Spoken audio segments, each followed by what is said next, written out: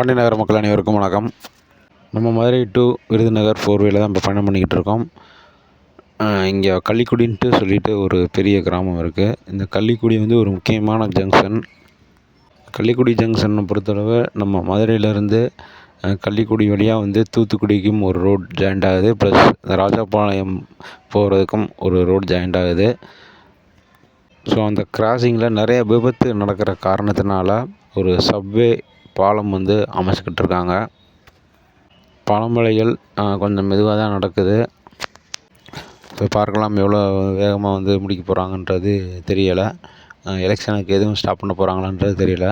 So பொறுத்திருந்து பார்க்கலாம். நிறைய விபத்துக்கள் நடக்கிற காரணத்துக்காக மட்டுமே இந்த பாலம் வேலைகள் வந்து நடந்துக்கிட்டு இருக்குது. ஸோ காத்திருந்து பார்க்கலாம். மீண்டும் மற்றும் ஒரு நல்ல வீடியோவில் நான் உங்களை சந்திக்கிறேன். நன்றி.